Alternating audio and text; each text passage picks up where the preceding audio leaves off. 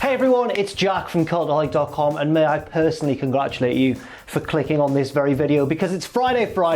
Gotta get down on Friday, that's right. It's my favorite time of the week. And you know why it's my favorite time of the week? Because it's time for my Wrestlers of the Week. There's been some really strong matches this week and some really strong performances as well. And I think the real strength of this week has been variety. There's been matches of all different types of stipulations and different numbers of competitors and everything. It's been a real treat. So, without any further ado, let's take a look at my honorable mentions. AJ Styles and Shinsuke Nakamura had a good match on SmackDown, certainly better than a lot of SmackDown matches we've been used to over the past couple of months. Over in AEW at Double or Nothing, Brody Lee tried his best, couldn't dethrone Jon Moxley, and Nyla Rose lost her AEW Women's title, but they were both a pair of good performances, so fair play to them. Also, I want to give a huge honorable mention to just everybody in the Stadium Stampede match, but I am going to specify and dish out some points to one or two individuals in this very video, so I'll say no more on that. And so that brings us to my number 10 and one of the competitors in that Stadium Stampede match. I would have loved to have given everybody points in the match, but then that would be the entire Wrestlers of the Week video. It would just all be on that match, and there were too many good matches elsewhere that I couldn't just focus on this one, whatever it was, this spectacular comedic car crash of a... If you saw it, you know what I mean. So number 10 this week is Kenny Omega, a member of the winning team, the Elite, and Matt Hardy defeating the Inner Circle. And Omega, as he often is in these sort of matches, even though like things branched off and we saw different storylines play out in different parts of the stadium, Omega was sort of in a way the hero of his team, the center point of his squad, because, you know, various other members of the team took care of different members of the Inner Circle. Matt Hardy took care of Santana and Ortiz, for example, but when it came down to it right at the very end, it was Omega who administered the final blow. And what a final blow it was, leaping with Sammy Guevara off a structure, off a platform with the One-Winged Angel down onto what I suspect was, well, what I hope was a crash mat below, but it still made a nice crunching sound, it still looked spectacular, and it was a fitting exclamation point to just a really incident-filled match. Omega also featured heavily in maybe my favourite portion of the match, the bar brawl between himself and Hangman Page taking on Jake Hager, with all the tropes you've seen in every Western ever, the sliding across the bar, the slam on the pool table, it was just all there, and it was so well done. And this match also, I think, developed the storyline a little bit between Hangman and Omega. Obviously, there was lots of tension between the tag team champions, especially during their feud with the Young Bucks, because Omega seemed to be favouring his opponents over his actual partner. But this match seemed to imply that the pair are on better terms now. They shared a drink, Omega had milk, Hangman had a whiskey by the looks of it, and it just seems as though their relationship is a lot better now. So I can't wait to see what happens, whether it'll continue to go from strength to strength, or whether it'll all come crashing horribly down. You can tell by my tone of voice which one I hope is true. Number 9 this week, picking up 2 points, just one of the best wrestlers of the year, and just the victim of the Stadium Stampede match. It's the Spanish God himself, Sammy Guevara. Sammy took a battering in this match, and one of the most hilarious batterings I can ever remember seeing. First of all, he was chased off the football field by Adam Page on a horse. He was chased by the golf cart again. He was slammed about 100 times by Matt Jackson with those rolling Northern Light suplexes all the way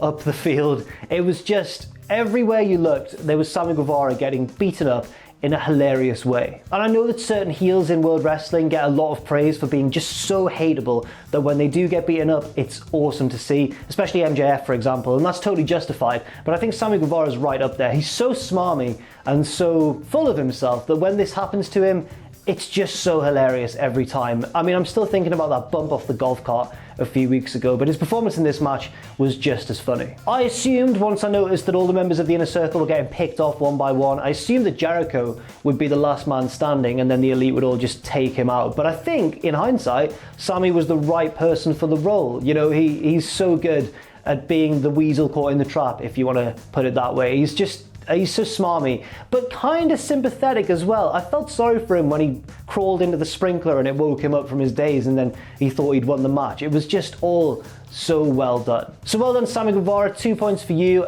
Will he ever get off crutches? Yes, he will, because Jericho bought him a lovely new scooter on this week's Dynamite. You love to see it, just inter-team chemistry like that. It's a beautiful thing. Next up, number 8, a man who made his debut at Double or Nothing, his AEW debut since we last saw him in Impact Wrestling, and the man who was going to face Jon Moxley for the World Championship at Fyter Fest. Of course, it's Brian Cage. Yes, the Machine made his surprise debut as the mystery man in that ladder match, accompanied of course by Taz, which I think is a really good pairing, and this match was kind of booked to make him look like an absolute monster. I say kind of because there were other storylines happening all over the place in the match. There were other little things like Orange Cassidy doing his shtick, Darby Allin with some ridiculous high spots once again, but the focal point once he entered the match last was indeed Brian Cage. I mean, he ripped a ladder apart with his bare hands on his way to the ring, and everything got capped off by just that terrifying hurling of Darby Allin over the top rope into a horrible landing on the outside with the ladder propped above him. It was an incredible feat of strength, even though it took him a little while to readjust and finally power him over the top rope, but I think it was still very effective. Cage then, capitalized on this momentum by having a really quick squash match on Dynamite, but fair play, it looked awesome. It made him a massive threat once again to Jon Moxley's title, and they had a nice stare down while Taz was cutting a promo, and Taz, by the way, was excellent as well. I said on Graded this week that I got a few little Heyman-Lesnar kind of vibes from Taz and Brian Cage, but slightly more rough around the edges, which I think fits both of those guys a little bit better. Do I think that Cage will win against Jon Moxley at Fyter Fest? Not quite, I don't think he will, but if he did, I wouldn't be too annoyed because he's been built up so well already, and just look at him, he's obviously a very viable heel champion just straight off the bat. Next up, let's talk about a new champion, the new AEW Women's Champion actually, and her name is Hikaru Shida. I was very shocked when Shida beat Nyla Rose. I didn't think it was quite time for Nyla Rose's reign to end, however, when Sheeta put in a performance like that, I can't really complain. I think it was the right decision to make this match a no DQ, no count out match to make it really stand out on a card full of just various different things, and I enjoyed it for what it was. It wasn't one of the matches, to be honest, I was majorly looking forward to, but I think that says more about the weakness of AEW's women's division booking sometimes rather than the weakness of the women in the roster itself. And the two proved why the roster is indeed an underrated one because, I mean, they put on a great performance. They were throwing each other through tables on the outside, like poker tables. They were using the set really effectively and punctuating their match with little set piece moments. And of course, it was Sheeta who picked up the big victory, and she's the new AEW Women's Champion, the second babyface champion after Riho became the inaugural champion with Nyla Rose's reign in between the two. I wonder how it's going to go. I don't really know. I'm guessing there may be a rematch against Nyla Rose, but Ross seems to think that Rose is turning babyface, so we'll just wait and see what happens. I'm interested to see who they pair Sheeta with going forwards. I'll make a prediction. It's not going to be Britt Baker, is it? Because she's injured. Oh, I can't think of anyone. I know who it should be. It should be the most dastardly of all the women in AEW. It should be Riho, the biggest heel, because she shoved down Yuka Sakazaki at Fyter Fest last year, and we still don't know why. And I need to know why, AEW. Give me what I want. Give me what I want. Next up, another new champion. In fact, the inaugural TNT champion. It's Cody Rhodes. It's just Cody. It's Cody. Now, I saw a lot of people disagreeing with this decision to have Cody win the title because Lance Archer had been built up as this strong, destructive heel and then lost when it all really mattered, when it was all on the line. I disagree. I think that Lance can still be made to look strong going forwards, but I think that basically he was being used as a device to get Cody over in this feud. You know, we felt really sorry for Cody. Lance had done horrible things to Brandy and Dustin, so I think it did kind of make a lot of sense that Cody would win in the end. If Archer had won, I think it would have felt quite hollow, and now that Cody's won and he's announced this open challenge, I think that the sky's the limit really for that title. The design I'm not, a huge fan of, but they have said they're going to improve it, and I hope it looks nice by the end. Now, as for the match itself, I thought it was a good one. I thought it got slightly overshadowed by other matches on the card, but not to the degree that a lot of people seem to think. I still really enjoyed this match. The reasoning that a lot of people seem to come out with was that Cody always steals the show at AEW pay-per-views. More often than not, his match is the best match on the night, and that wasn't true at Double or Nothing, and for that reason, I think a lot of people are kind of underestimating how good this match was. I still found it very enjoyable. I thought it was well structured. I really enjoy the structure of all of Cody's big matches, especially when they're in these highly charged emotional feuds. I think they hit all the right beats. The involvement of Jake and Arn on the outside was kind of minimal, and they could have maybe done something more impactful, but I'm not suggesting that they make these older guys take bumps or anything. Tyson was obviously there yawning at ringside, but I disagreed with him. I thought it was a very exciting match, and I do think that Cody is probably the correct choice as the inaugural champion. Next week, of course, Cody could pick up some more points because he is about to face Jungle Boy, who won the Battle Royal this week. I think that's a really good matchup. Obviously, I think Cody will win, but you know that he's going to make Jungle Boy look good, whatever the result of the match. Next up, the only champion to retain his title at Double or Nothing. To be fair, himself and Nyla Rose were the only two champions defending their titles at Double or Nothing, so I've done the rest of the roster a bit of a disservice there. Sorry lads, sorry Hangman, sorry Kenny. I feel bad now. But his name is, of course, Jon Moxley. I think it was my second favourite match at Double or Nothing, not including the Stadium Stampede. I don't think you can look at that through the same lens of match quality as the other matches, but in terms of in-ring action, I think that Moxley and Brody Lee was probably my second favourite match. And they took a risk here as well. They took a big risk having kind of a wild brawl so soon after we'd just seen Hikaru Shida and Nyla Rose have a wild brawl, but it was just different enough, I think, just about, because obviously there were no weapons involved, and it felt more like a brawl that had broken out in the middle of a normal wrestling match than any sort of hardcore brawl. And as we saw in the G1 climax, Jon Moxley is at his very best in these sort of matches, normal singles matches that go a little bit west, especially obviously when they both crashed through the ramp. That was an incredible moment, shades of ECW back in the 90s, and it just was one of the best moments of the night for me. Then of course we had the finish with Moxley crawling out of the hole in the ramp and then getting in the ring and Brody following him covered in blood, and then Moxley being unable to put him away with finishes until finally he locked on a rear naked choke and just like as if it was an MMA fight, just choked him out. And I think it's really important for babyface champions, so that their act doesn't get stale, to win matches in a variety of ways. Obviously we've had Moxley pin people with a paradigm shift, but it's come out of a variety of places. It's been set up like in the match against Jericho, it's come out of nowhere like in the one against Hager, I think. He drilled him with a few, and I think the last one came out of nowhere and was on a chair, and then in this match he just went a different route entirely and choked his opponent out. I think that's good, it shows variety, and I'm still fully invested in Moxley's title reign. And of course next up we've got him facing Brian Cage, and you've got to notice that Moxley's challengers have pretty much all been massive dudes. Brody Lee, Brian Cage, and Jake Hager of course as well in that empty arena match. So best of luck Moxley. I think he'll win, but I think it's also going to be a very entertaining match. I'm also hoping to see a Taz mission busted out at some point, but again, I don't know if we should be making these retired wrestlers do actual moves in the ring. We could see a little cheeky Taz mission here or there, couldn't we? Next up, let's finally move away from AEW and head to NXT and that cage pit fight match between Matt Riddle and Timothy Thatcher, and Matt Riddle is number 4 this week. If this is indeed Matt Riddle's send-off from NXT, and he is, as the rumours say, going to SmackDown, then it's a very good one. It was such an inventive match, shades obviously of the Lion's Den match, but at the same time it had its own modern twist with the platform around the top of the cage. The special guest referee was Kurt Angle, of course. There were just so many elements that made this feel like a really different and unique match. And I was a huge fan of it. I thought both guys did really well. I liked the unique spots that they weaved into the match as well, like Matt Riddle's Showtime kick off the side of the cage, or him trying to escape a submission on the platform by trying to crawl down the side of the cage as well. That was really good stuff.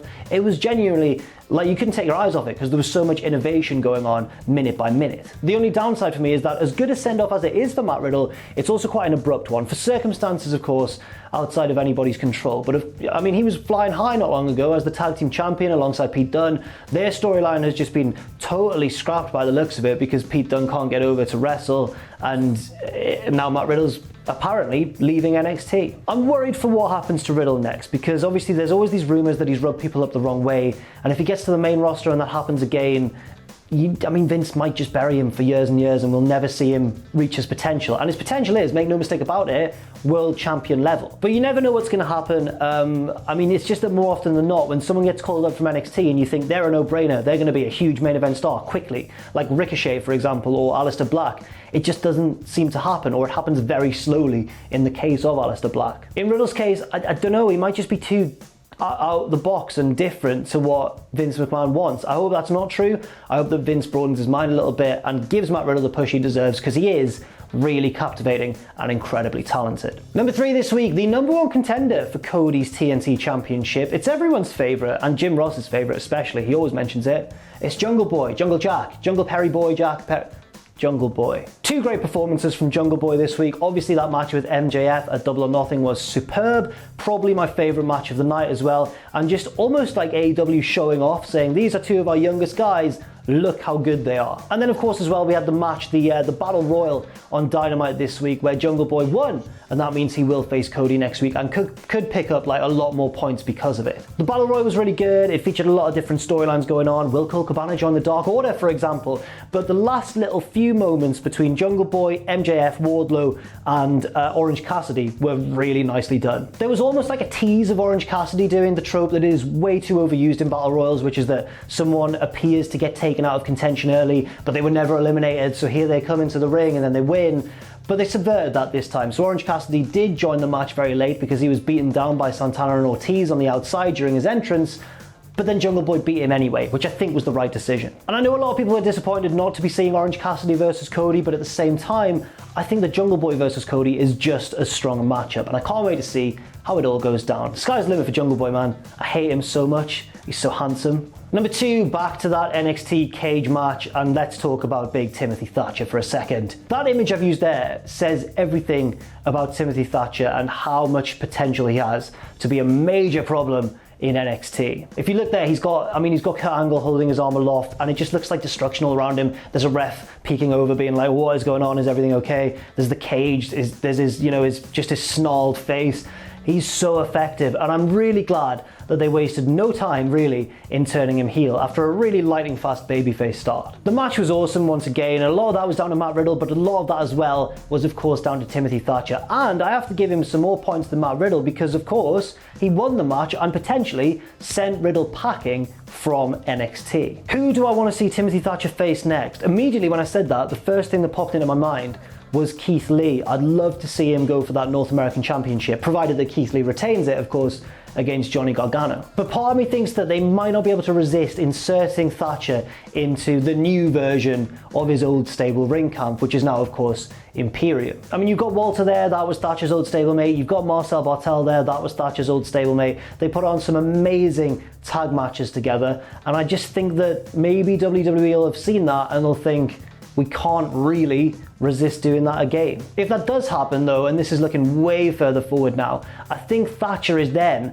the most natural Batista of the group, the most natural one who'll break away, batter Walter, and basically establish himself as a hero. But that's like a year or two down the line. I think that for now, he may well get mixed up with Imperium. I don't know. It remains to be seen. Obviously, he's part of NXT in America, and Imperium are largely NXT UK. Certainly Walter is. I know that the other two are the tag team champions right now, but it seems, I don't know what to make of it. Imperium are all over the place, to be fair. They can wrestle in the UK, they can wrestle in America when everything's back to normal, of course. So there are a lot of possibilities in play here. But enough speculation, let's now just talk about my wrestler of the week. Picking up 10 points for the first time in the series, it's the worst man in the world, MJF. MJF was awesome this week, which pains me to say because I hate him so much. But the fact that I hate him means that he's doing his job incredibly well. He is maybe the best heel in wrestling today. And even when he's not in a big featured storyline for a title or something like that, he is still killing it week in and week out. And that was proven by this match with Jungle Boy at Double or Nothing. Now MJF's matches, a lot of them devolve into shenanigans and trying to bring down the heel who's cheating at every turn, like the match against Cody, for example. That's the perfect example of that. But this match, they just wrestled each other and did it incredibly well. I mean, yes, MJF did still bend the rules and Wardlow still got involved from the outside once or twice, but the finish of the match was just a pinning predicament. I mean, MJF can wrestle, he can really, really wrestle, and we're all guilty of forgetting that a little bit from time to time. So that was my favourite match of the night at Double or Nothing, a show which was not lacking either in quality matches. And then MJF's performance in the Battle Royal this week just solidified my mind in picking him as my number one this week. That's because even though he didn't win the match, he was very much the focal point, whether it's hiding behind Wardlow in the corner, watching Wardlow eliminate Sonny Kiss, and then getting out under the bottom rope to just stick a few extra boots in just because you can, to the bit with Orange Cassidy at the end when he clocked Wardlow with the Dynamite Diamond Ring. And I just can't wait to see where that storyline goes, by the way. But everything that MJF did was absolutely brilliant. I think it's the right call for him not to win that match as well. I wouldn't have liked to have seen a rematch with Cody so soon, but I think that it keeps him in the conversation, doesn't it, a little bit? And I think as well, the Wardlow storyline has so much potential. Everyone wants to see Wardlow tear MJF apart, and if they do it, I think they'll make us wait for it, and that's the right way to go. So it was a bit of a no-brainer in the end for me to make MJF my wrestler of the week, but Jungle Boy, Thatcher and Matt Riddle could all have easily done it as well. I just think MJF was so complete this week, both in terms of ring work and character work, and I hate him so much. So congratulations, MJF. You dick. You are my wrestler of the week. Now let's take a look at the league table, where Jon Moxley has narrowed the gap to Kenny Omega, while Cody is up into third place just ahead of Sammy Guevara, who is now tied with Masato Tanaka. Very exciting stuff. A little bit further down we see Matt Riddle jump up into joint 9th place alongside Ospreay and Hangman Adam Page. And as we move further down there, we see Jordan Devlin. Now the interesting thing about Devlin is he is still of course the Cruiserweight champion, but when everything gets back to normal, who is he going to be defending that belt against? Could it be Drake Maverick? We'll have to wait and see. Thanks very much for watching. Those were my wrestlers of the week. A very strong week, a very AEW centric week, of course. Please don't murder me in my Twitter mentions if you're one of those people who irrationally hates AEW because you think that you've got to only support one wrestling promotion. I don't understand the mindset. It's fine, I won't let it get to me, and you shouldn't let it get to you either. Stay safe out there, stay very positive indeed, and I'll see you very soon.